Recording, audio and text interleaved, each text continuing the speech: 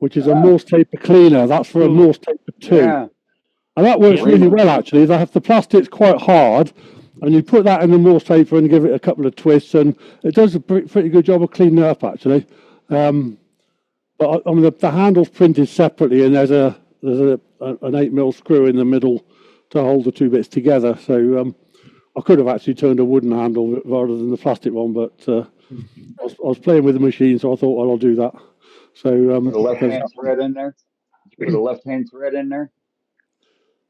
It isn't actually. No, it's the twist on the taper is sort of the right way for if you're twisting it clockwise. So the right hand thread works okay on that.